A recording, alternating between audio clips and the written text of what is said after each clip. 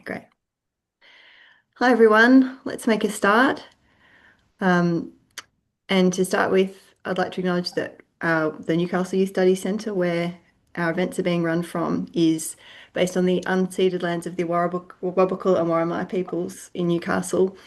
I'd like to pay my respects to traditional owners and elders, past and present, and acknowledge their continuing connection to the lands and waters and communities in our region.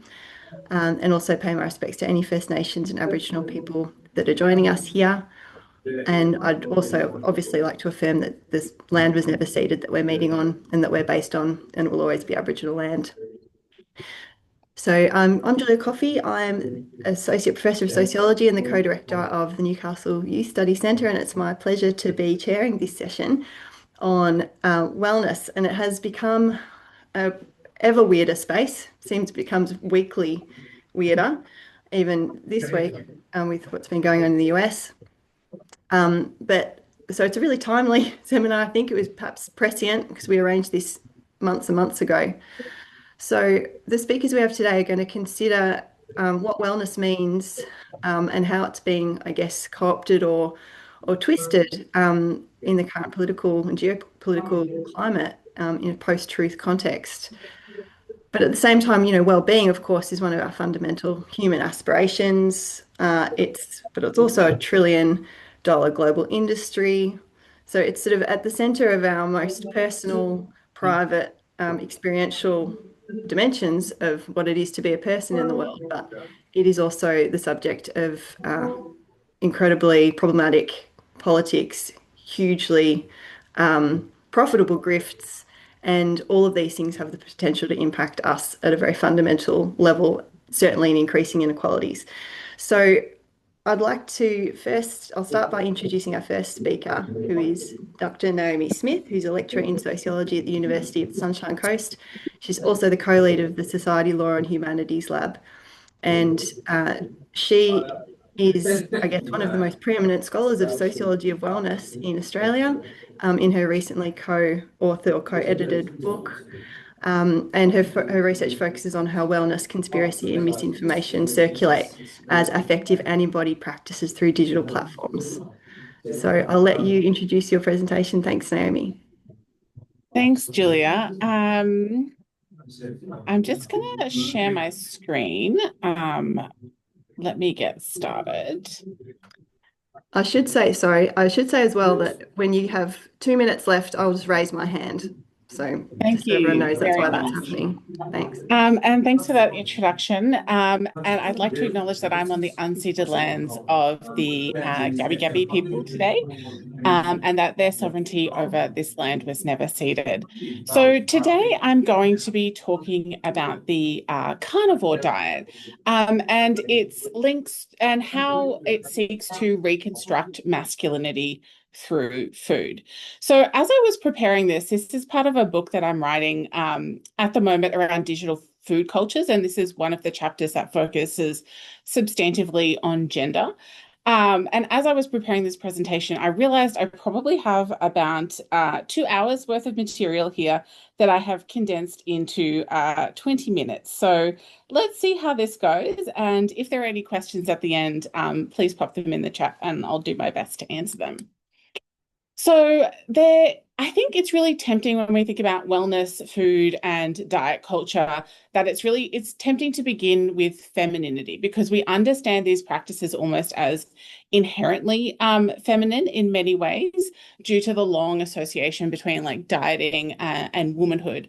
And when I talk about dieting, what I'm talking about is the prescribed and ritualized patterns of eating that we typically associate with femininity, and that circulated largely through women's magazines in the 20th century and things like that. But masculinity is also deeply entangled with food, and this is also then intertwined with far-right ideologies around gender. So it functions really potently as this site of reproduction. And I think food is interesting when we think about contemporary masculinity, because it has a very uneasy relationship with masculinity because of this presumption that diets are kind of a feminized practice and that wellness is kind of a feminized practice. So men are doing this, but it's an uneasy and uncomfortable relationship. And I think this goes some way towards illustrating what some scholars have called a crisis of masculinity, which again is always up for debate. And here I want to highlight the work of Judith Butler, who has beautifully, described the way gender is always a process of becoming. And then perhaps we can understand it as always in crisis in some way. And that this crisis is not particularly unique to masculinity as such. So I think the best place to start, if there is a good place to start with this kind of topic, is with Tucker Carlson's documentary, The End of Man. I don't know if you're familiar with this, but I think it really typifies some of the anxieties that we have around food and masculinity. So this presumptive crisis of masculinity is framed quite literally as the end of men.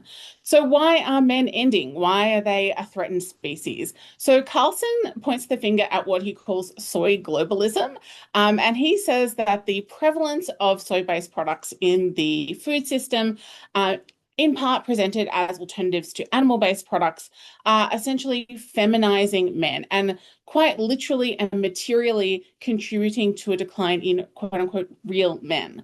So for Carlson, soy products lead to an increase in estrogen and thus materially feminize men through the consumption of food. So to be very clear, there is no scientific basis for this belief.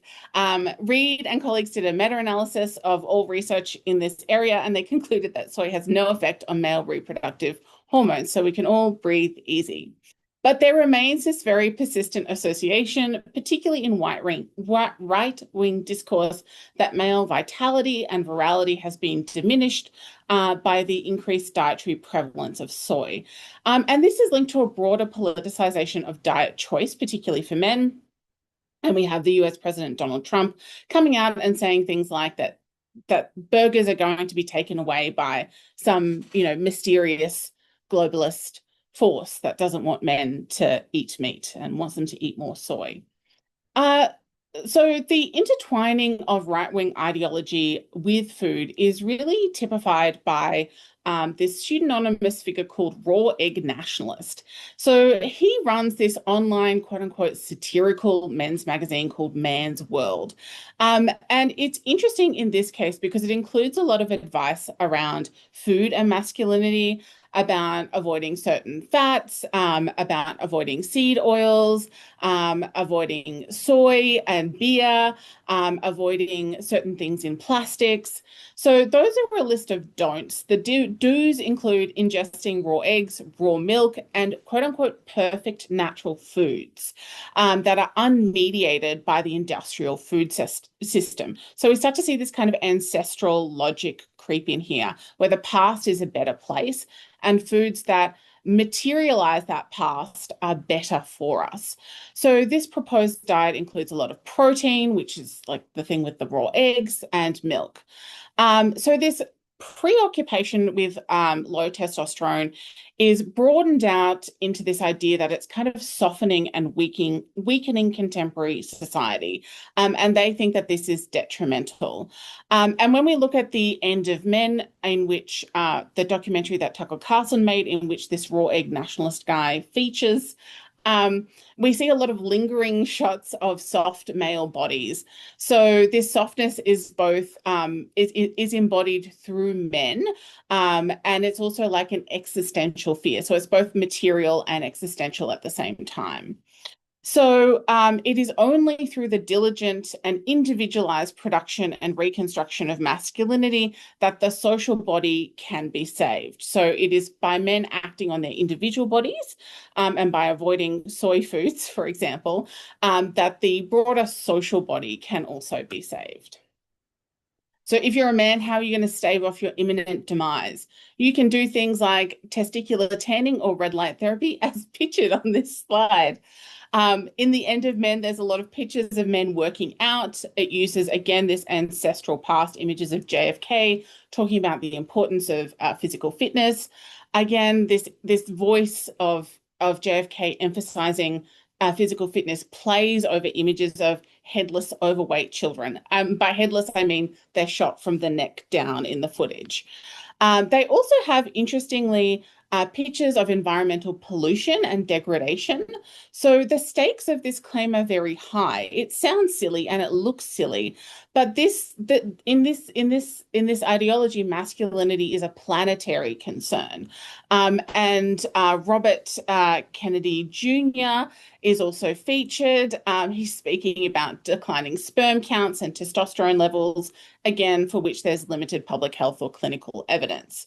So the most important thing you can do is eat meat and avoid processed foods or foods containing soy. And this is linked to this claim that gets repeated over and over again that hard times make tough men. And the implication of this is that times are too soft, and the men who survive tough times reshape society. So you want to be a tough man ahead of the tough times that are kind of almost prophesied to be around the corner. And the voiceover proclaims that civilization is like a woman wooed. She's won by the love of a strong man. And that's not something we have the time to get into today, but nonetheless is sort of an interesting underscoring of this topic. So I'm going to be talking about three specific men today: Joe Rogan, the Liver King, pictured here with his shirt off, and Jordan Peterson, who are the foremost proponents of the carnivore diet and produce a lot of the public discourse in this space. So what is the carnivore diet? It's very closely related to the paleo diet, which is kind of a low carb keto kind of thing. It was first popularized on social media by a former orthopedic surgeon, Sean Baker. As with many things, medical professionals are often embroiled in these kinds of wellness cultures, and they give them this sense of legitimacy and currency, even though this guy has no nutritional training and ostensibly does not know what he's talking about. So the carnivore diet argues, broadly speaking, that this food regime mimics the animal-only diets of indigenous peoples. Again, this is an unsubstantiated claim. So the original carnivore diet that Baker develops allows for other animal proteins, including some limited dairy. This is additionally popularized by Peterson's 2018 appearance on the Joe Rogan Experience, which is Joe Rogan's podcast. Here, Peterson promotes an even stricter form of this diet, which he calls the lion diet. And he strictly prescribes beef, salt, and water only. And he gets quite emotional about this, and says that he never, ever cheats, which is just not possible. As it turns out. But he claims that this diet cures his various autoimmune issues, that it fixes his mental health problems, that it helps him lose weight. And these claims are reinforced in the conversation with Rogan in a really interesting way. Peterson is praised by Rogan repeatedly on the podcast for his weight loss. He has lost a substantial amount of weight on this diet, probably because he's not eating anything. And he praises his like healthy demeanor and his trim figure and like how vital he's looking. So the claims, they repeatedly claim to not be experts, but the conversation where these things are reinforced uh, and praised kind of undercuts that claim that they're not experts. So it's kind of doing two things at the same time. So the Liver King, who is the next person that we'll look at, takes this a step further, because in the attention economy of social media, the only way is up or down, as you prefer. So he prescribes a diet of primarily raw organ meat. And Joe Rogan is central again here because this diet is discussed on his podcast in the absence of the Liver King with another fitness influencer. And they're kind of poo-pooing his diet and saying, look, like he's claiming that he's not on steroids and the diet is giving him this amazing physique, but that cannot possibly be true.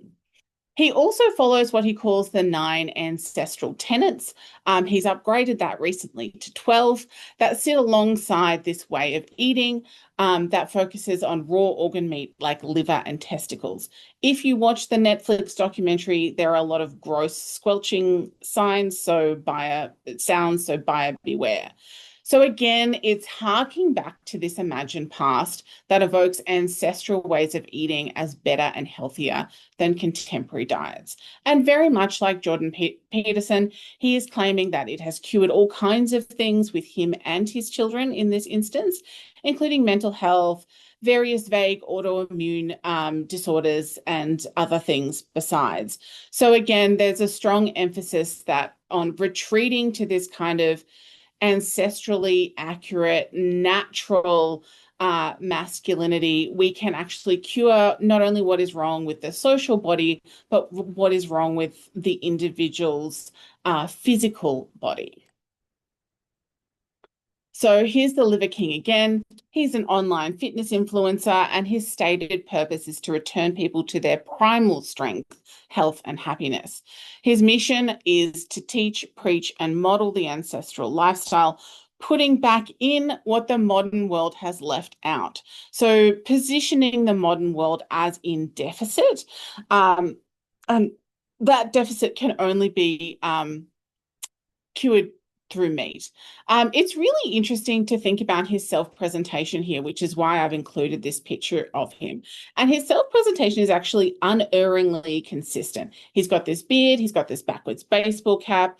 He never wears a shirt, as far as I can tell. And he's always in this wooden kind of throne-like chair. He's got a lot of guns on display, including these guns here that sort of feature as lampshades. There's a lot of dark wood, there's fur, and it's really interesting to think about what these signifiers are doing and how they might be doing some of the work that is stabilizing the materiality of the body in this instance.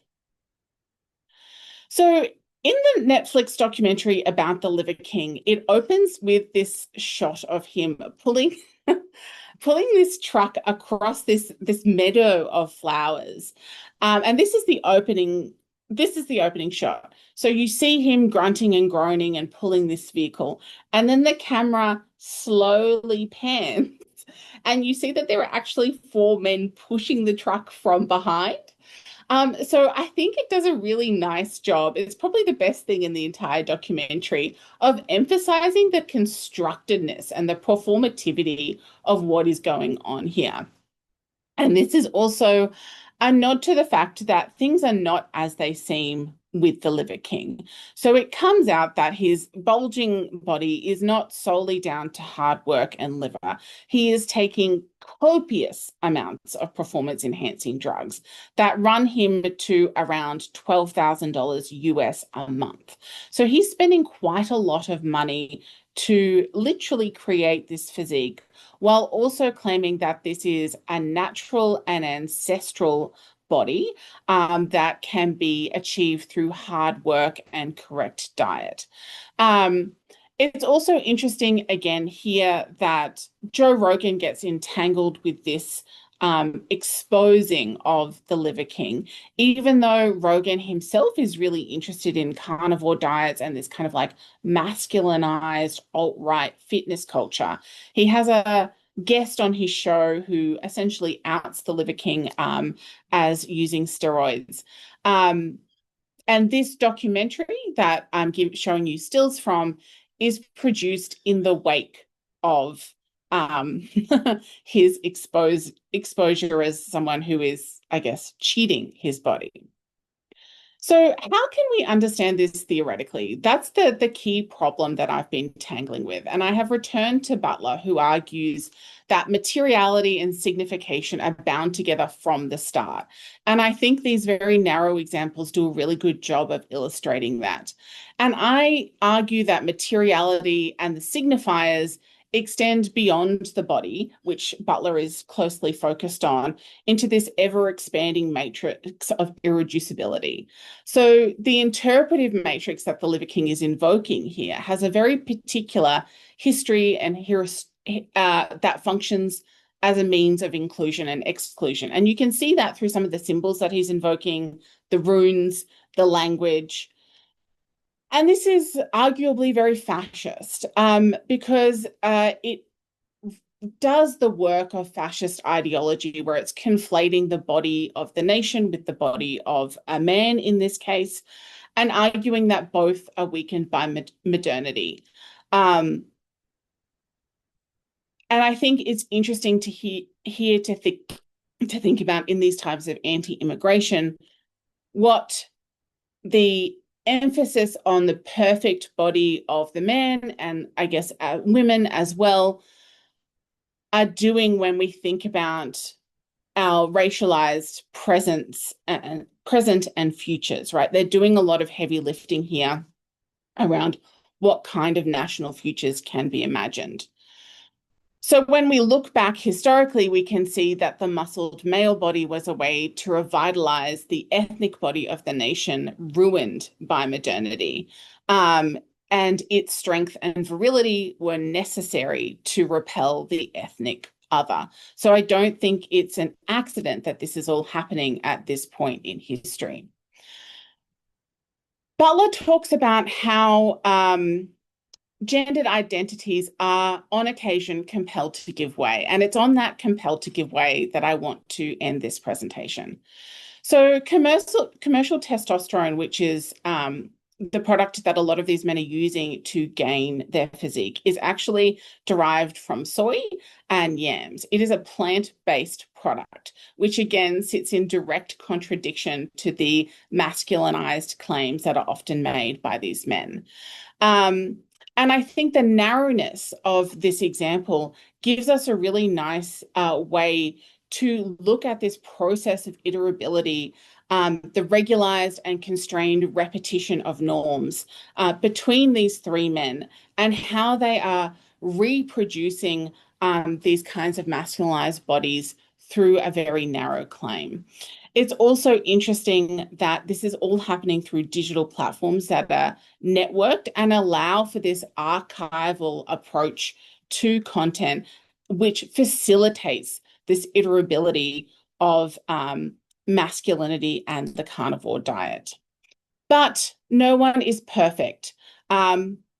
The postscript to this presentation is that the Liver King has a garden now.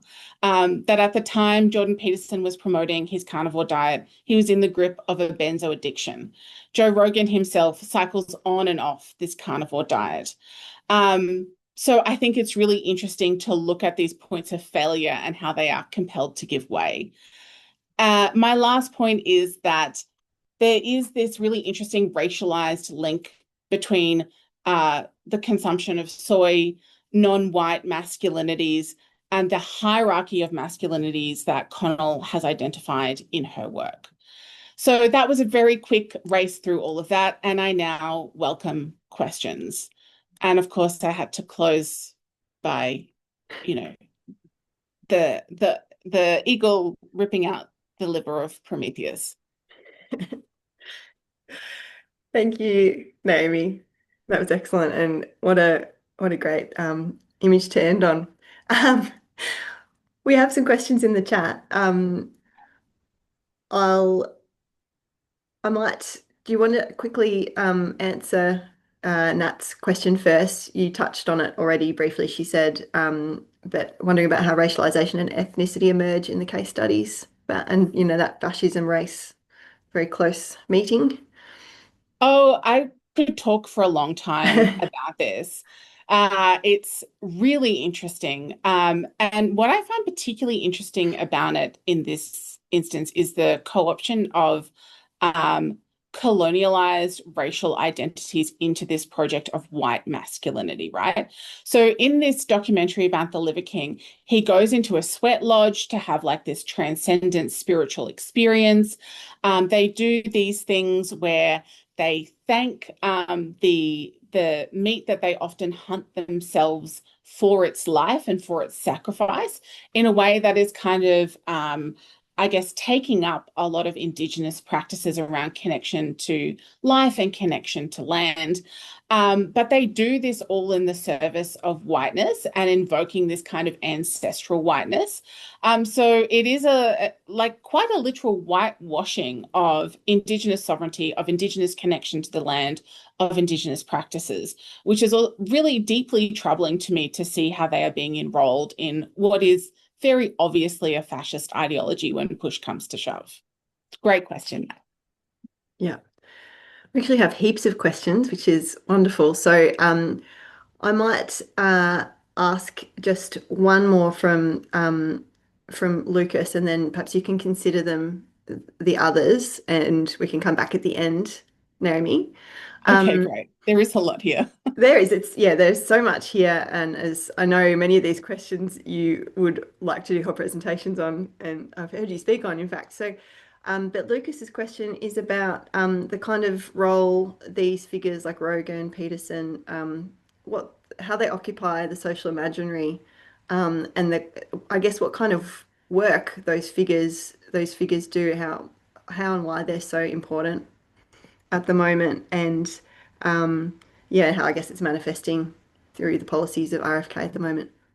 It's like that is a research career in and of itself, Yeah. that question. And I think what's really interesting is that there's not a lot of research around Rogan himself. And I think that's because of the volume of content that he produces. Those podcasts are 3 hours long at a minimum. They're almost impossible to get through. They are very boring in parts. And he's just yapping away. Um, I think there's something really interesting to think about when it comes to how Rogan is actually complicated by his own fans. So, in doing this research, I've gone to the Joe Rogan subreddit, and you would think that these are just people who are fanboys who are unquestioningly taking up his often self-contradictory positions. But they're really not. They actually engage quite critically with his content. So they are not consuming his ideologies wholesale. They're quite picky about what they're picking up. And I think it's interesting, and I would like to do more research on this about what exactly is being picked up and what is being discarded, because there's so much that no one individual could ever hope to embody all of Joe Rogan's often contradictory positions, including his own food practices and his own food ways are inherently contradictory, as many of ours are, to be honest. Mm. Thank you so much, Naomi. And I think it shows that there's so many intersections here of through this particular case study. It's sort of one of those perfect sociological examples in so many ways where it seems like everything connects to it. Mm, mm. I hope we will definitely be able to come back. I'm sure we will to this at the end through all three presentations. So I will move to introduce Natalie Hendry now, who's a senior lecturer in youth wellbeing in the Youth Research Centre in the Faculty of Education, University of Melbourne. Natalie investigates the relationships between education, health, and media in young adults' lives with a focus on critical approaches to wellbeing and mental health. So I'll pass over to you. Thanks, Nat. Thanks so much, Julia. Thanks, Steve, for the invitation, Naomi and Matt for joining me in this wellness complexity. I really appreciate being here. I'm working on the lands of Wurundjeri people of the Kulin Nations, and also acknowledge, to add on to Julia's acknowledgement, the sovereignty has never been ceded. So in the midst of the kind of teaching workload marking chaos, particularly at this institution, I'm returning to a paper that I've written and a project that I started in 2021, just to get a sense of where I'm going, where I've been. And I'd really love to hear ideas from people about where to next, or where you're starting to see these threads connect. Um, I noticed at the beginning of this year, I started to hesitate when I would immediately sort of roll into that critique of wellness cultures or therapeutic cultures, as I'll explain later on too.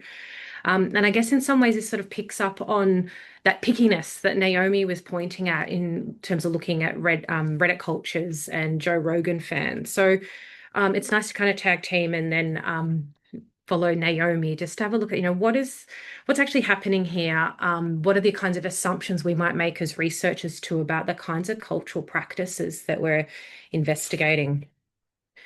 So some time ago, I wrote a paper about wellness email. So this is email marketing from wellness entrepreneurs that could have been podcast hosts, people who are traditional Chinese medicine practitioners, to people selling vitamins, to a whole heap of different things. This project is still going. So I just went into my research inbox. You'll notice through some of them that my research name is Sarah. Don't know why, but these are the kinds of things that are coming through and are still continuing to come through, I think 3 years, 4 years now into the project. The kinds of marketing is about bodies, blood tests, hormones in particular, routines, life practices, the kinds of emotional outsourcing you might do to peers and colleagues, how you're managing finances, a little bit about cryptocurrency and things like that. So if you are interested in what came out of that project, I have a paper on it. And one of the things that keeps coming up is that wellness cultures, for me, is knowledge work. They're knowledge practices where learning is really central to the kinds of things that they are trying to produce, sustain, and expand wellness culture. So using email allowed wellness entrepreneurs to escape the censorship of social media, to capture customers who might come past them via funnels of marketing. So when you click on an Instagram account to get the results of a quiz that tells you what kind of hormonal profile you have or your relationship to spirit. It enabled people to provide free things as a kind of sample, I guess, of the kinds of products or services that they do offer.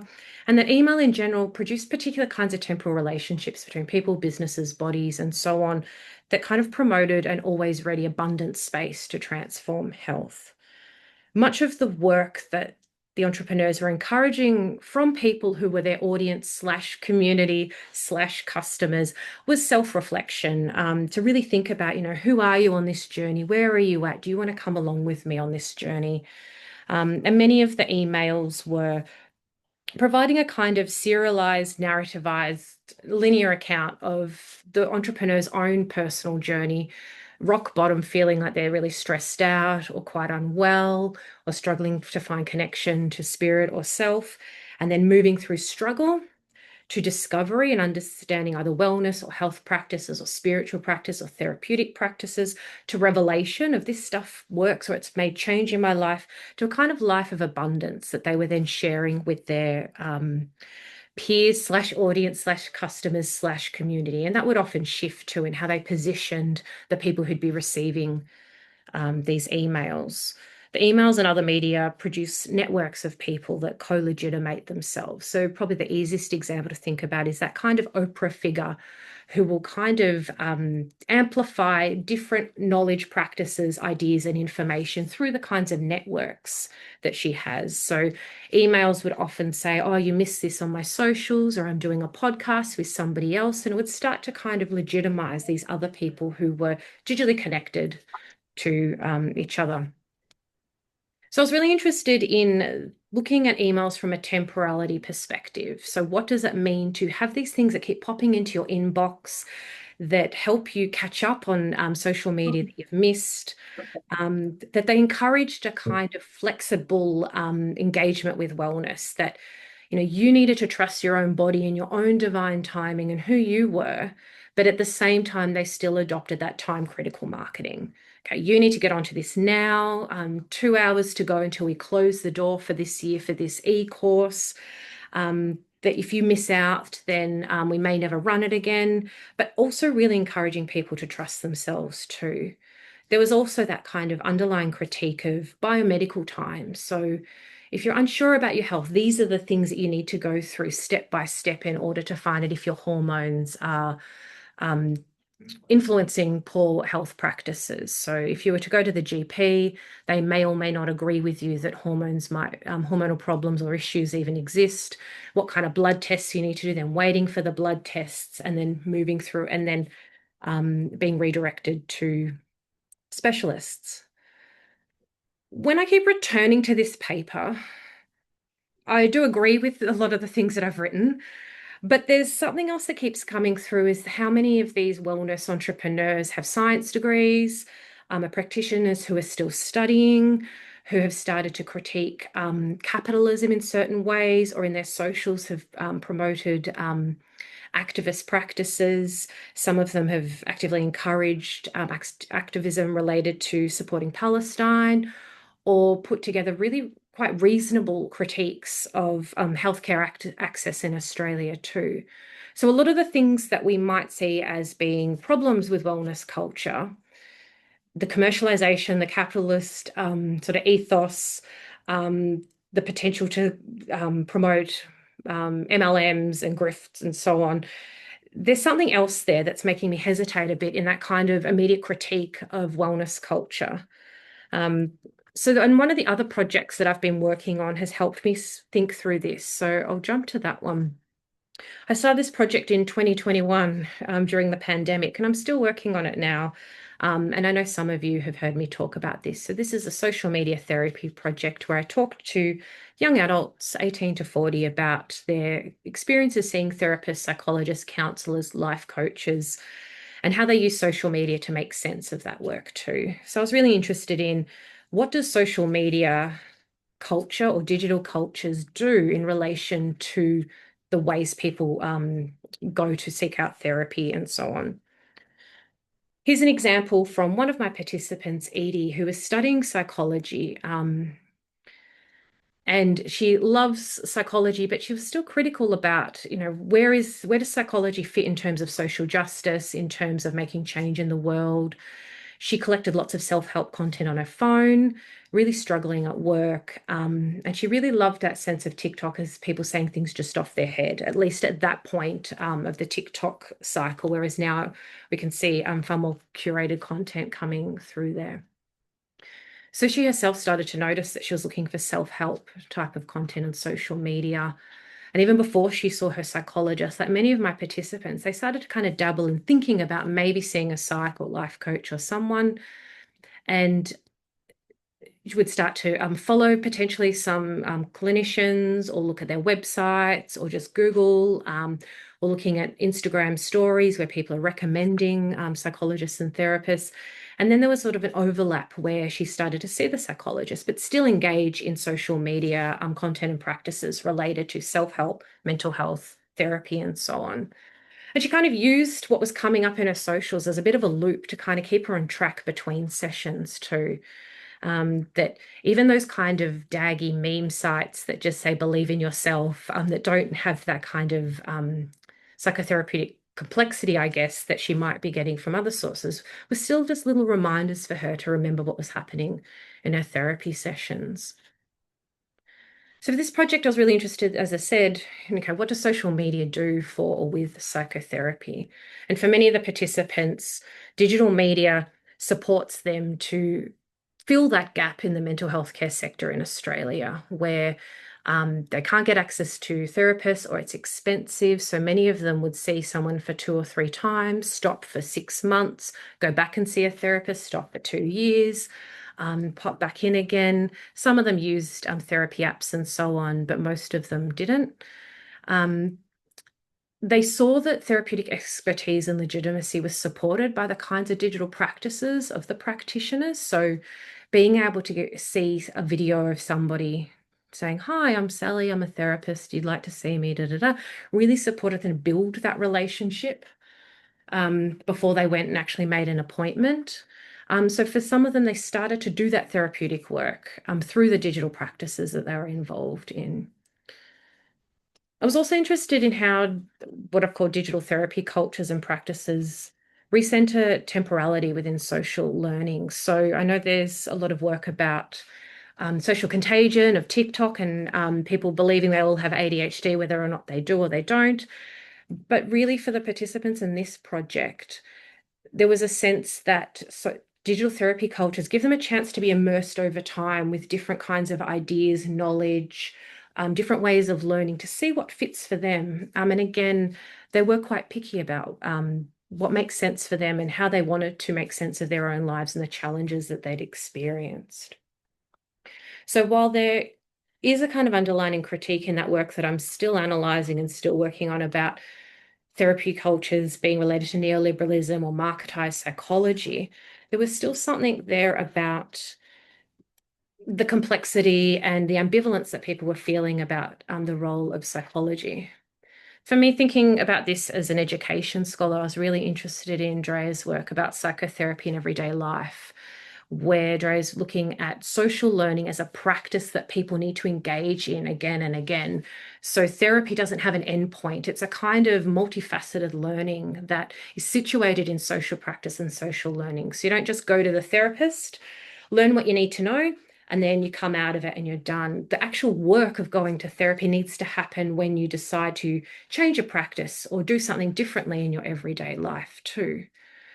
Um, Dre is really interested in how you kind of test these suggestions in therapy. So learning in some ways becomes this experiential process, which is quite similar to the kinds of ideas that were coming through with my wellness entrepreneurs, where your experience to trust yourself and see if it works and kind of use life as a way to test out different knowledges, practices, belief systems, information, and so on, was something that was encouraged not just as a kind of neoliberal disciplinary practice, but as something that genuinely gave people the capacity to support making change in their life, to participate in social justice activism, to overcome challenges, to feel that they could be an active member of their communities and the groups that they were in.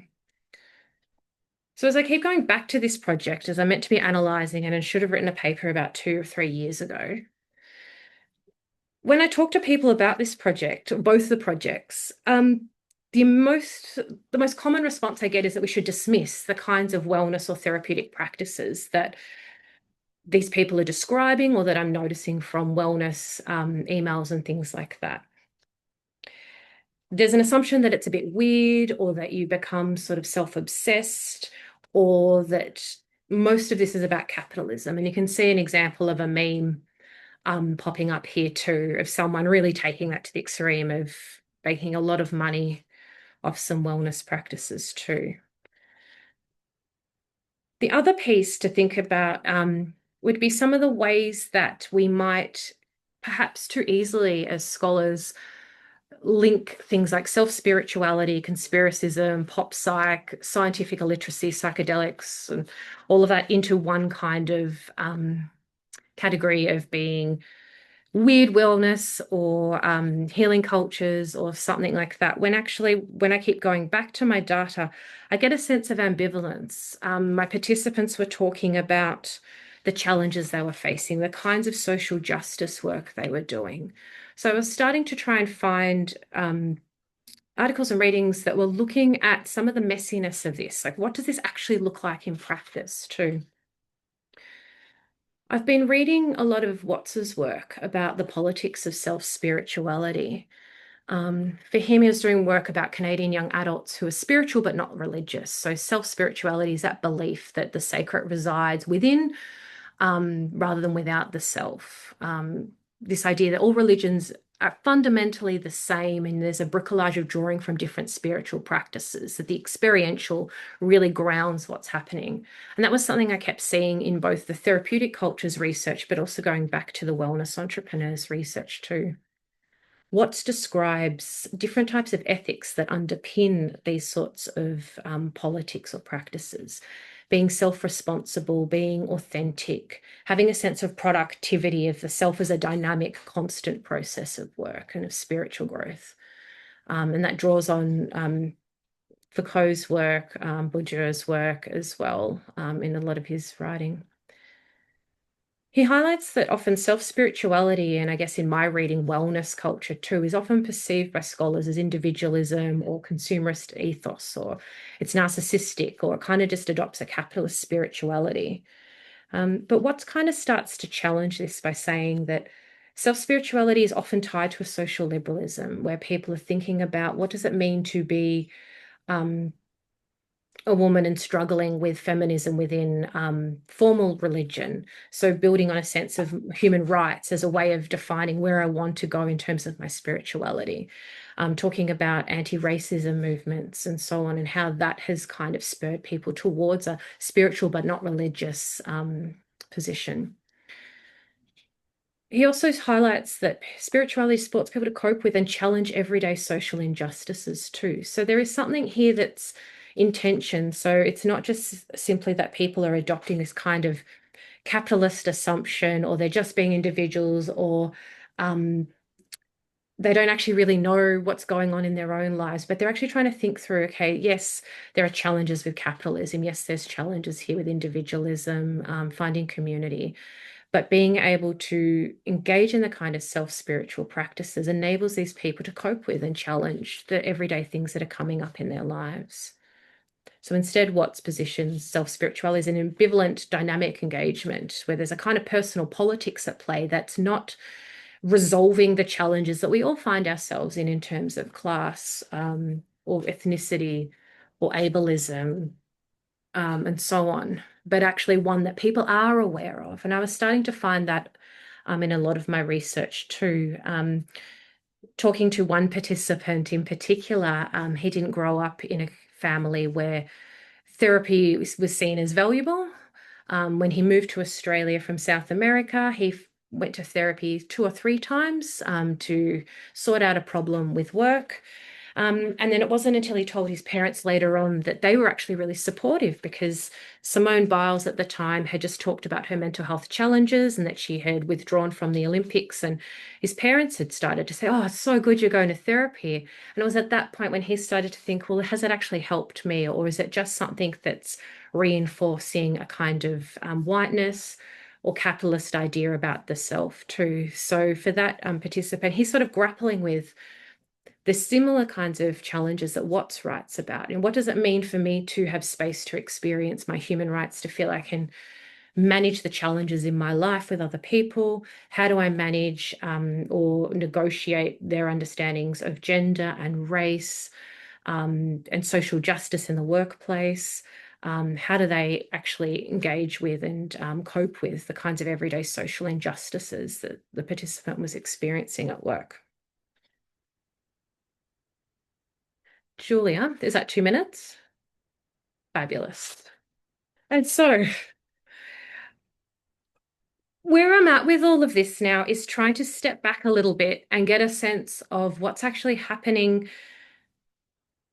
for the wellness entrepreneur research that I'm looking at, for the therapeutic cultures research I'm looking at, and how can I position some of this work as a knowledge practice? So what are the epistemologies and ontologies that underpin wellness and therapy cultures?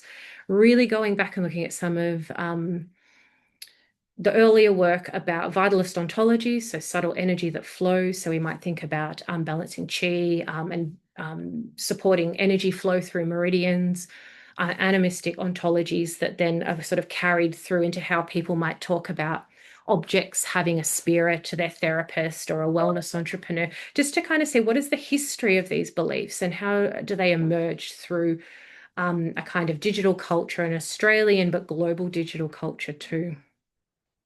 I'd argue that many of the kinds of epistemologies that underpin some of these ideas are accepted and they're not weird for many people in Australia. And we can kind of see that too in the school space, where meditation practices that draw from Vedic traditions are emerging as commonplace and non-controversial activities for schools to be doing.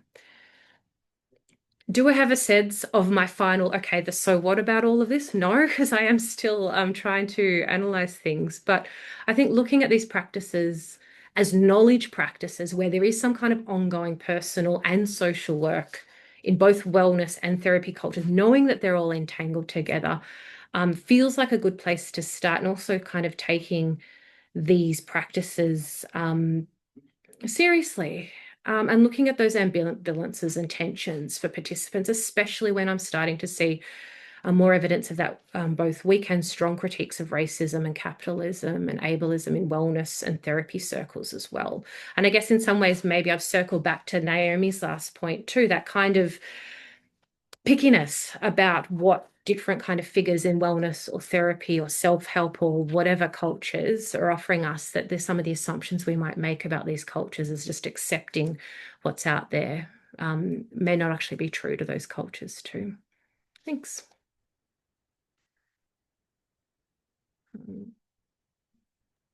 Thanks so much, Nat. Such a great presentation, and yeah, it's great to hear how the different projects, because I've been following your work and your Hey Lovely, Don't Miss This Opportunity paper, which we use in our teaching here at University of Newcastle in a Wellness and Power course that Cara coordinates, as well as Naomi's paper as well. So we've got a couple of questions. Well, Naomi and I have asked one around Chat GPT is what, how does this new technological capacity or practice that is being used by people for therapy in this space, I can see it connects with, but also extends from, and is such a different thing happening at the same time. So I wonder if you'd had a chance to think about, or Naomi wonders too, whether you've had a chance to put those two things together in any kind of sense yet. I think with the Chat GPT as therapist figure, it's been interesting how often participants will talk about media as speaking to them. So feeling like they're part of an existing conversation just because they've listened to a podcast, or they saw a meme that just made sense of what's happening for them, or they've been able to search for something on Instagram that helps them rethink who they are in the world and what they want to do in terms of their therapy or not.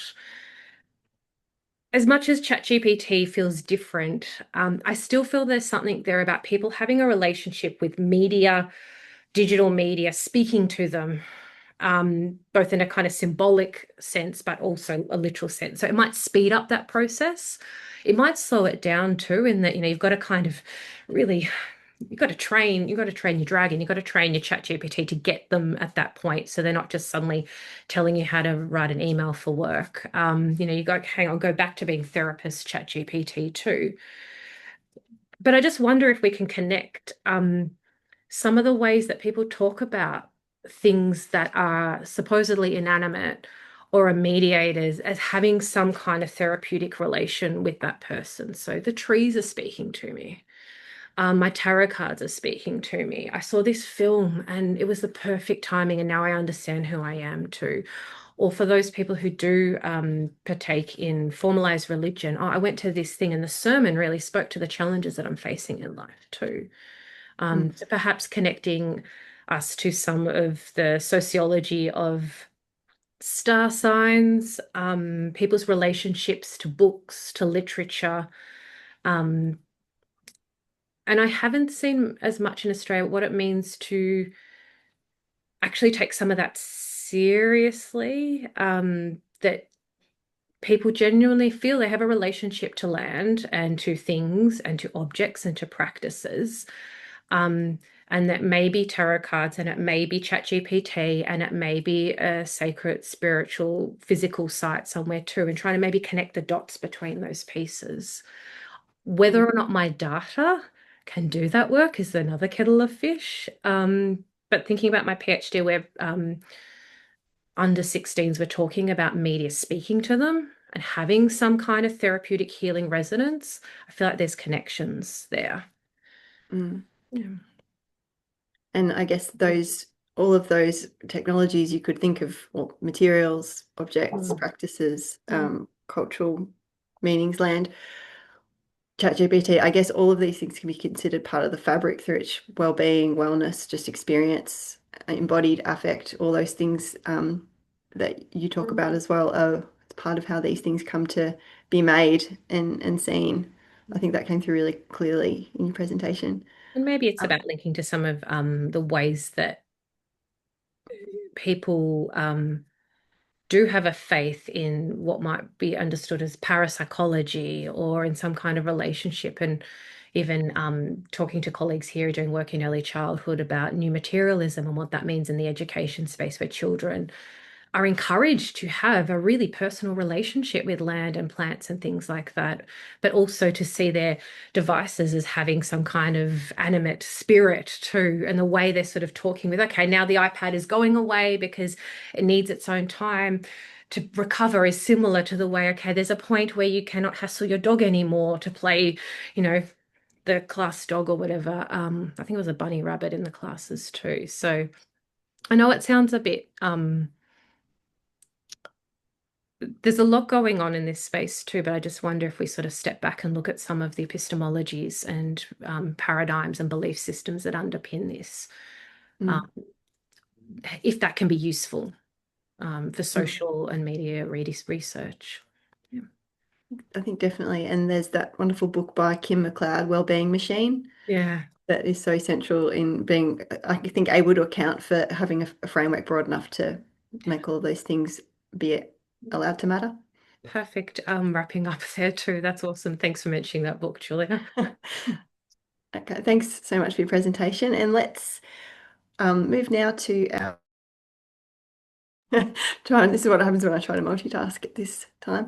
So we'll move to our final presentation now from Matt Wade.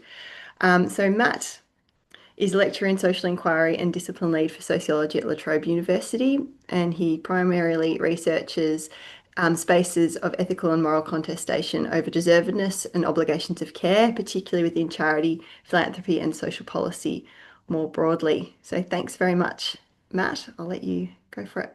No worries, thanks, Julie. So you can already see already this is something outside of my usual realm, but this is a really new project that I'm excited to share with you. But let me begin by acknowledging that I'm presenting from the unceded lands of the Djabwurrung and Torgurrung peoples.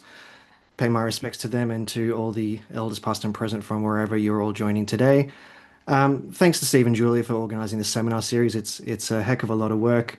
And thanks to you all for coming as well. I really appreciate it. No thanks to Naomi and Natalie for giving such great talks that are really hard to follow. Those are fantastic. I really enjoyed those. Um, so again, this is a really new project, very much work in progress. You'll see I'm still finding my way. But I'm going to talk today about the fluoridation of water supplies, which is a public health measure that reduces the incidence of dental cavities. And I'll focus mainly on Queensland, which is unique in that the decision whether or not to fluoridate water is left up to local councils. And this has led to many councils in regional and rural areas deciding not to fluoridate their water, which is exacerbating poorer oral health outcomes already present in regional communities.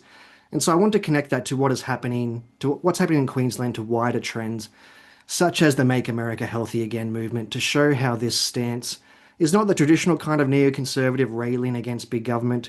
Rather, the anti-fluoride cause is a movement enacted in the very name of wellness, where maximal healthfulness is actually best achieved through forms of resistance and exit from the state, in this case by dismantling community water fluoridation programs. And so to speak for health, especially the health of children and their developmental well-being, is already, of course, a very powerful rhetorical device, but becomes even more so when it is attached to certain unassailable values that were, perhaps ironically, formally developed within the disciplines of public health and bioethics. And so these unassailable values are ideas like bodily autonomy, informed consent, and freedom of choice. These higher order values are framed as self-evident and hard-won forms of non-negotiable common sense, all of which are deemed to be flagrantly violated by the fluoridation of public water supplies.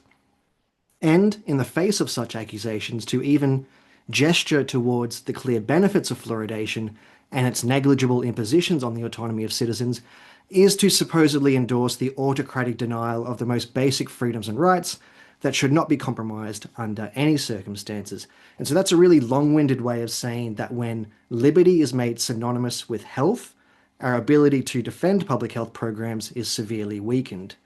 And so in leaning on this concept of unassailable values, I'm drawing on the work of Kirsten Bell, who is an Australian anthropologist now based in the UK, and I'm using this concept to address this research question. Has the recent success of anti-water fluoridation movements in Australia and elsewhere been not solely or even primarily due to poor governance, fallacious arguments, and outright misinformation, but through those appeals to unassailable values? That is, by drawing on the logics of informed consent, human rights, bodily autonomy, and similar values, we seem to encounter a non-negotiable trump card, the logical stopping point of debate, because to be against these values would be to be against health itself in a way, and even to align oneself with the historical horrors that necessitated these unassailable values being developed in the first place. But what happens if these values are used to undermine public health? What if they are used to occlude our interdependence in the pursuit of livable worlds and to justify total abandonment of one another in favor of a hyper-responsibilization that masquerades as freedom? And I've arrived at this research question because in previous versions of this talk that I've given, I've examined in detail the local council meetings in Queensland over the past 2 years where decisions on water fluoridation were made, and I've documented the fallacies, the misinformation, the governance failures, and discussed what measures could be taken to improve decision making. And that's all fine and has some value. But for this talk, I want to do something a bit different because I think, as you all know, it's not necessarily helpful to just bemoan a lack of scientific literacy. Um, and that's partly because many of those kinds of claims are potentially assailable and that they can be refuted theoretically with enough effort. You can take a claim like this one from RFK Jr. and point out that it bears no relation to the reality of community water fluoridation. That doesn't necessarily mean we will persuade anyone, of course, but inaccurate empirical claims can theoretically be overcome. But that doesn't get to the harder problem of a wellness movement that is staunchly against the public provision of anything that even has a whiff of artificiality, and who are incredibly adept at couching their resistance within those unassailable values. So, what scares me more than misinformation, perhaps, is the prospect that we will simply give up on public health as a collective achievement and shared responsibility, and instead lean further into those ideals of personal sovereignty at all costs, and that those costs will be life itself. And I'm aware that's a very melodramatic claim, but we live in melodramatic times, I think. So, as you're all aware, contemporary wellness practices are a boundless endeavor. There's no stopping point to them. And we are thus endlessly inundated with injunctions to improve our hydration practices, which in turn become signifiers of our taste, our class, our politics, and our personal vigilance.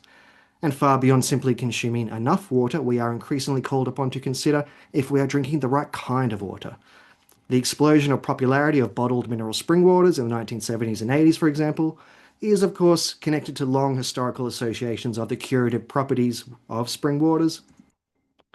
That was soon followed by purified bottled water using reverse osmosis techniques. And of course, many people today use personal reverse osmosis kits in their homes to purify tap water. I had to include this picture of this dog because this looks like the most world-weary dog I've ever seen, and it's just a baffling picture to me. Anyway, the self-tracking of water consumption is quite popular as well, particularly through the offer of various smart water bottles, and offers us yet another way to kind of monitor our conduct, to quantify ourselves.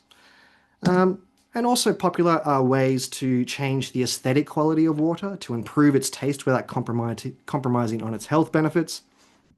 And again, that is understandable too, because many people just don't like the taste of the tap water where they live. Those aesthetic qualities are quite important. Um, and more recently, you might have noticed the emergence of hydrogen-infused water, which is claimed to have extra reparative effects. It seems to be a bit of a grift, but it probably won't do you any harm. What might do you harm, though, is the raw water movement, which it's a movement that has been growing for several years, oriented around a return to untreated water supplies that retain the right kind of natural impurities and without the introduction of artificial impurities. And so perhaps it was inevitable, therefore, that attention would eventually return to the relative healthfulness of publicly provided water. And here is where we can turn back to Queensland. Because, as you're all aware, in recent years, local councils have become a significant battleground in the so-called culture wars, where a range of fringe interests have identified local councils as a space where they can secure formal representation, legitimacy, and build a political movement. These movements come in a variety of forms. Sometimes it's a more reactionary conservatism, such as dropping the acknowledgement of country from council meetings or removing books featuring same-sex parents from libraries, and anything else that might fall outside the conservative ideal. But there's also the more sovereign citizen style movement, reflected in groups like My Place, who are known for their deep mistrust of the state and promotion of conspiracy theories about COVID-19, vaccines, 5G, fluoride, wind turbines, and so on. And My Place have expressly targeted local councils as a means by which to pursue their agenda. And so there is a growing concern that local government may be a weak point in resisting the intrusion of unfounded conspiracy theories into formal representative spaces. So, as a very quick example of how this plays out, in September of 2024, the Gympie Regional Council voted to discontinue fluoridation. And perhaps the most influential person in making this happen within council was Alona Lan, who had just been elected to council that year. Lan had spoken at My Place events and was actively supported by My Place during the election campaign. Lan is anti-vax, a believer in one world government conspiracies, participated in the Convoy to Canberra protests against COVID-19 mandates, and is very much an advocate of the sovereign citizen movement. And she was incredibly effective in those council debates in sowing doubt around fluoridation. And you'll see some quotes from her in later slides. So some very quick context about water fluoridation in Australia. There's not time to get into the history of this, but water fluoridation is one of the most significant public health success stories in Australia.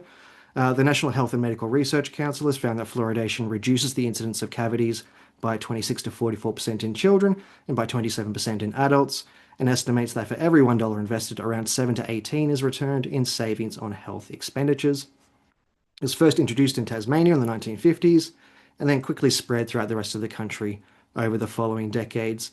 And today, about 90% of the Australian population has access to fluoridated water, but Queensland has always been an outlier. For a variety of reasons, the state has resisted fluoridation, with basically the sole exception being Townsville. So for many decades, the proportion of Queenslanders with fluoridated water was less than 5%. But in 2008, the Labor government, led by Anna Bligh, mandated that water fluoridation would be rolled out across the state. And by 2012, around 87% of Queenslanders had fluoridated water. Then in 2012, the Liberal Nationals win the election, and one of Campbell Newman's first policy changes is that responsibility for water fluoridation will be devolved back to local councils, who will also be responsible for the operational costs if they decide to keep it. And so that results in a whole bunch of councils, all in rural and regional areas, deciding to end fluoridation over the last decade. So soon it's likely that 53 out of the 77 councils in Queensland will not have fluoridated water, and population coverage will drop to around 70% and probably decline further. And you can probably guess what happens when decisions on a complex public health matter are devolved to local councillors. And I want to stress that this is not their fault, and that many of them make clear that this is a decision-making burden that they shouldn't have to bear. And so I don't want to give the impression that I'm beating up on those councillors, because I think the majority are acting in good faith, even if we get frustrated perhaps by the rationales that they use. And I'll very quickly run through some of the logics that are common in those discussions, the ones that are potentially assailable. So the first one is the use of anecdotal evidence to disprove an otherwise already well-established claim. So especially common is the use of personal experience that also valorizes the ideal of personal responsibility, i.e. that whether or not your water is fluoridated is less important than your virtuous willingness to practice healthful habits. A similar logic is rejecting any solutions which are not perfect, such as noting that fluoride is not a silver bullet, which of course it isn't, no one claims it is. But again, as you can see in the bottom quote here, this often comes with an accompanying moral claim that the unfounded belief in the magical efficacy of fluoride will actually weaken our virtue to care for the self. So then there is the deductive fallacy, where the conclusion doesn't follow from the premise, such as by arguing that because fluoride has toxic effects at very high doses, it is therefore unsafe in any amount. And then there is guilt by association with dirt. And I'm thinking of Mary Douglas here, of the classic work Purity and Danger, because sometimes public health experts will try to ease concerns around fluoride by noting that it's a naturally occurring element in our environment, and so there is an attempt there to purify fluoride as a substance to drain it of its perceived threat. But those opposed will respond by saying that one common form of fluoride used in water fluoridation is a byproduct of phosphate fertilizer, which is true, and therefore it is not only not a naturally occurring product, but a form of waste repurposed for unwitting human consumption, and therefore a willful act of introducing an impurity that offends our sensibilities because it both materially and symbolically adulterates this fundamental element of life itself in water. It introduces dirt into what should remain pure. Then you have whataboutery, where you respond to an accusation with a counter accusation rather than engaging with the original proposition. And again, this tactic often comes with a moral imperative too, such as the claim that pro-fluoride advocates should really be focusing their efforts on more important issues, such as family and intimate partner violence in this first example here. Uh, Another tactic is the use of specious reasoning to sow doubt, usually by finding any kind of seeming inconsistency in the evidence presented and then using that to discount all the claims attached to that evidence. And this is something that Alona Lan, the Gympie counsellor that I mentioned earlier, was very good at, finding any kind of way to sow doubt. So in this first quote here, Lan is suggesting that there may be uncertainties around precisely how many Queenslanders have fluoridated water, and that this constitutes a misrepresentation that confirms the science is indeed not settled on this matter. And then in the second quote, Lan is stating that because a document provided by the NHMRC has some dead hyperlinks in it, everything contained in that letter is therefore invalidated. And the impression that I've got from watching these videos, these council debates, is that this kind of tactic is actually quite effective because you just have to sow enough doubt in your fellow councillors to get them to lean into a precautionary stance. There's also the kind of tactic of framing an equivalency of evidence and expertise both for and against fluoridation, and to claim that the science is constantly changing, hence the need for precaution. And then in the second quote you see here, the mayor of Gympie does a similar thing, but also folds in an ethical appeal to epistemological humility in noting that what we deem to be wild speculations today might actually turn out to be the radically perceptive foresight of tomorrow. And there's various other types of errors and fallacies I could point to, a lot of which are simply caused by under-resourced counsellors doing a tough job, having to do their own research, not getting any support. But these, again, these are assailable problems that can be overcome. Far more dangerous, I think, and harder to speak back to are appeals to those unassailable values that seem to draw us into an impasse, and where a commitment to public health in that respect seems to necessitate an apparent violation of what should be inviolable. So one of these unassailable values that comes up in these debates is that of bodily autonomy. And many of you will remember that COVID-19 vaccine mandates were met with protests using slogans like "My body, my choice," something quite obviously appropriated from reproductive justice movements, and which continues to be a core aspect of anti-vax rhetoric. And a broadly similar adoption of originally progressive ideas is evident in these local council debates, with the assertion that the right to bodily autonomy should extend to the matter of water fluoridation. And in this case, it's also interestingly paired here with an appeal to fiscal responsibility too. Another claimed unassailable value is the freedom to choose as a non-negotiable tenet and relative measure of democratic participation. So the logical chain here is that the addition of fluoride is a restriction on choice, and a restriction on choice is a constriction on freedom, and any constriction on freedom is a repression of democratic possibility. So in that way, fluoride is framed as unjustly paternalistic in a way unbefitting of our modern contemporary societies. And there's also a conceptual distinction that comes in this last quote at the bottom of the slide between water treatments that are seen as medically necessary, such as the chlorination of water to remove bacterial and viral microbes, and treatments that are seen as purely optional enhancements, such as fluoride. And this perspective is echoed in this comment from another council debate where the demarcation point given is that water should only be treated to the point it is safe to consume, and that to go beyond that would be to enact mass medication and completely disregard a patient's right to refuse treatment, The argument is that not only would this be malpractice by a health professional, but if enacted by the state, is tantamount to a crime against humanity. Thanks, Julia. This then folds into another unassailable value uh, there it is, uh, around informed consent, that combined with the privilege of the freedom to choose, citizens also have the responsibility to keep themselves well informed through consultation with medical expertise. It is you, the individual, who now has a heightened obligation to reduce the risk of dental cavities for you and your family. But of course, this is framed in the positive as respecting individual preference. And another uh, seemingly unassailable value is that of the precautionary principle, which is the idea that utmost caution must be exercised whenever an intervention may cause harm and where a consensus on scientific knowledge is thought to be lacking.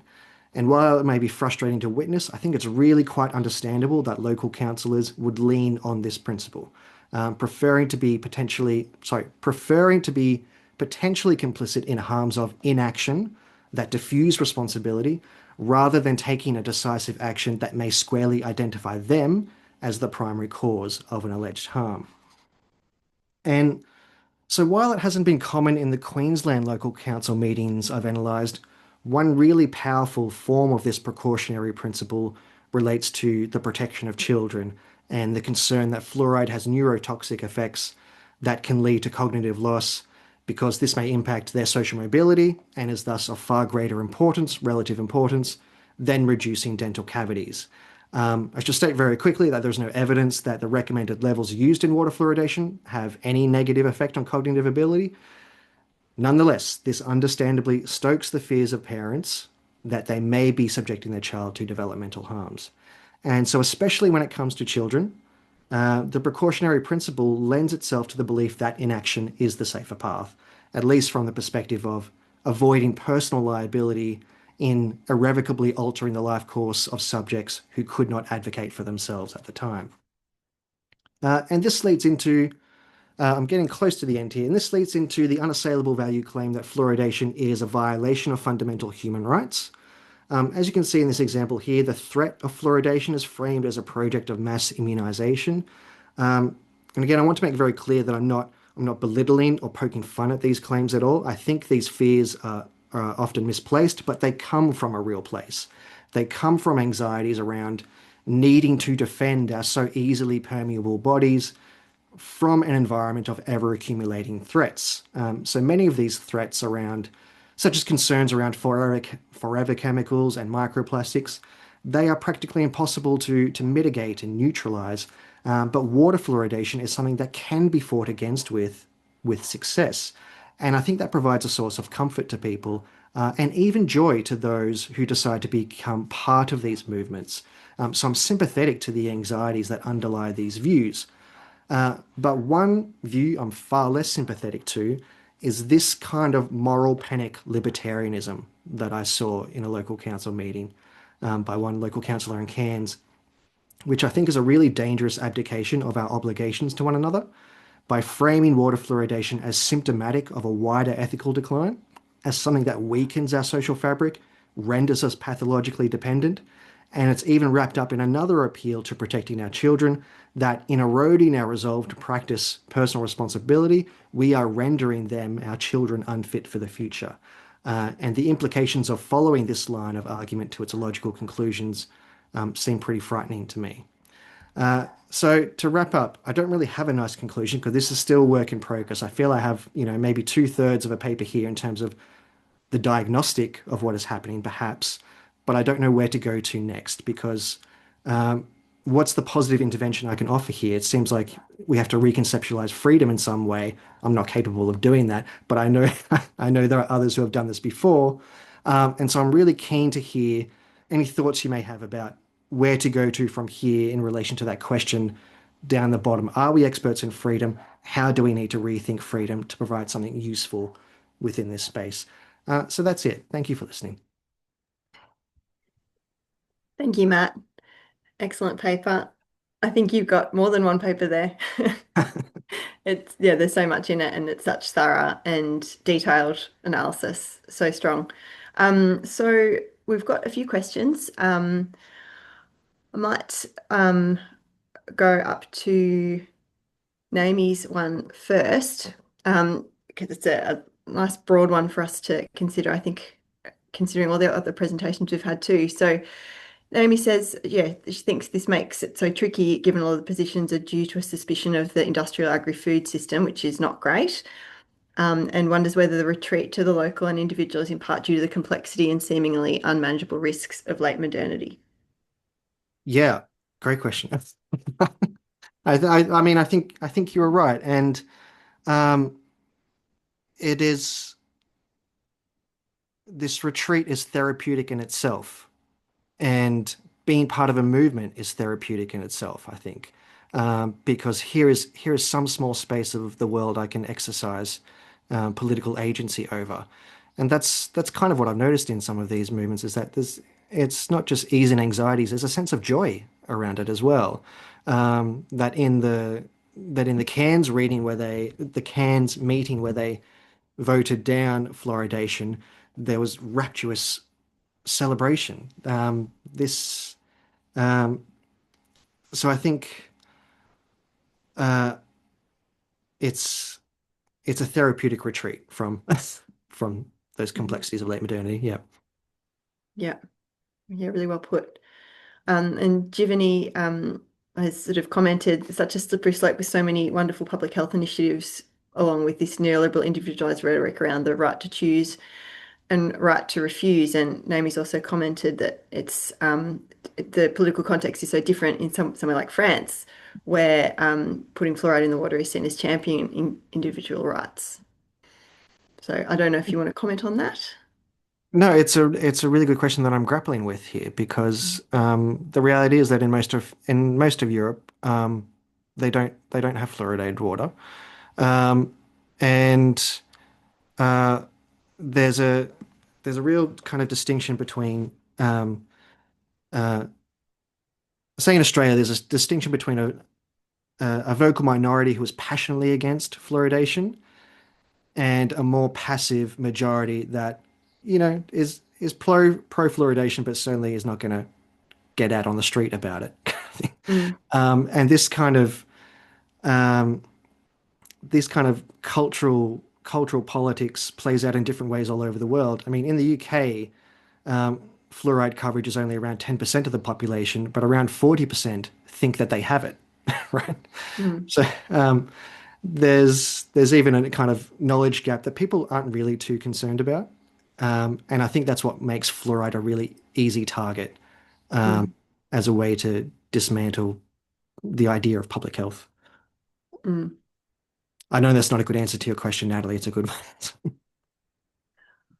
I think going to your last point that you ended on, Matt, too, around how to sort of resolve the questions around freedom and how we reimagine or rethink these questions. I think what your paper and Nat's and Naomi's have all spoken to is just the way that these, I guess, concepts or rights, freedoms, all these things are invoked for particular purposes.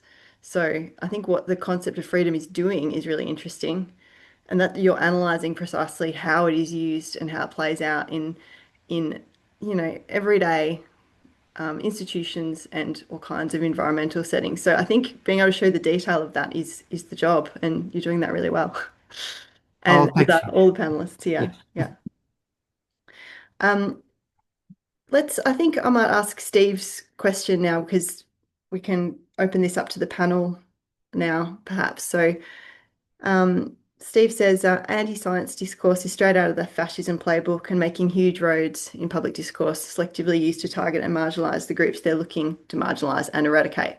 Other than hoping, uh, I can't read that bit, that people die in what would be no doubt be a award-winning accidental mass wipeout due to eating nothing but meat and steroids. What can we do to address this turn?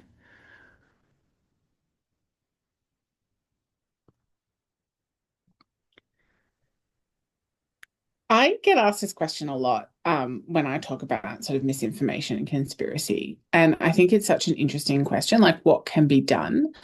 And I think I'm going to give like a very like classical, I guess, kind of like socialist answer is we need to focus on making people's lives better. Right. So the material conditions in which people live are the drivers for a lot of these anxieties. Whether it's true or not, people feel abandoned by the state. They do not feel supported. Our social safety nets have eroded.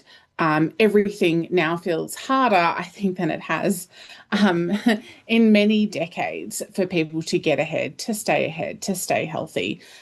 We have enroaching climate change disasters seemingly every other week. Like everything feels very tenuous and scary. And people retreat into these fascist logics and these anti-science logics because they are not getting narrative and structure elsewhere. And these things provide narrative and structure and a sense of assurance that is completely false, obviously. It's not grounded in anything, but it feels really good, which is why I talk a lot about how things feel in my work. And these things feel really good to participate in.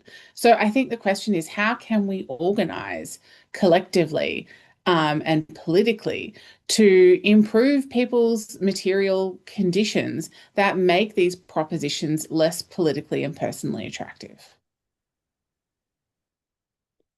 Well said.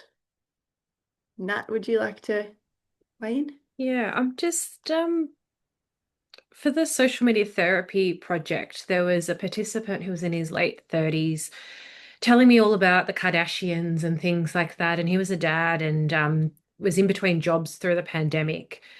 And he's like, look, I'm a big guy, and as much as I, hate all the wellness stuff, I've got to be honest. My sister does all of this stuff. She is well. She hasn't had COVID. She might get it, but she'll be able to do so. She's the first person to come and support someone when they're struggling.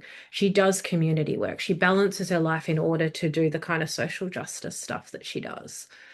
And I don't know why it's keeps coming up in my mind that other participants, and then looking back at the wellness entrepreneurs that can partake in, I'll say, half of a socialist response that Naomi was talking about, are those people that are engaged in those kind of belief practices and those wellness practices, and they have the time, the physical capacity. They might be championing, they might buy Red Seal toothpaste, not the complete care, but the one that doesn't have the fluoride in it.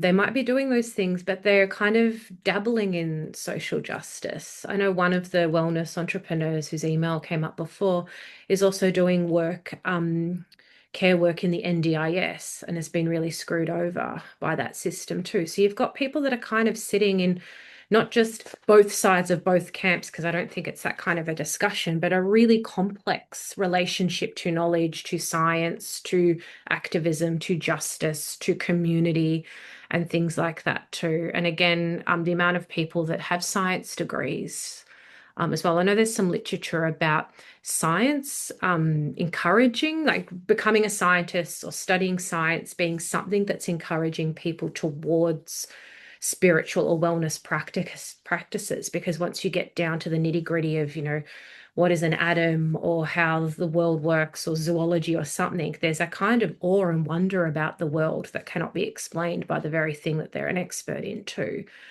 And it's interesting how many things that might feel like they're clashing with one another, sort of an anti-science discourse, a spiritual discourse, having done a science, all play out together in this kind of messy space. So in some ways, there's a rhetoric argument here, like what can we do at the level of rhetoric or media or comms to address what's happening here? And Matt, you spoke really, I think your work really speaks to that challenge. Like, how do we address this at a rhetorical, level, but also you're saying, what does this actually mean for how we understand freedom? And I guess the other bit I'd add is people's lives are really complex too. So often when we start to talk about discourses, what does this actually look like on the ground? Who are these people that are anti-science, but also promoting other types of science? Or have other sorts of beliefs too? Are they people that do have the capacity and time and privilege and ableism to be able to go and uh, do that kind of social justice, environmental, climate change activism work, and so on, that many of us may not be able to do. So I think I got a bit confused towards the end there. It's quite warm in this office, but hopefully that kind of makes sense that, No, yeah, definitely. not just that shit's messy, but there's something here about how people are living their lives holding multiple paradigms and knowledges or epistemologies at the same time. Mm, And can, in a research level, can we engage with that, even if we still have mm. to have some sort of response at a sort of comms, rhetoric, Yeah, pol political discourse level? Yeah.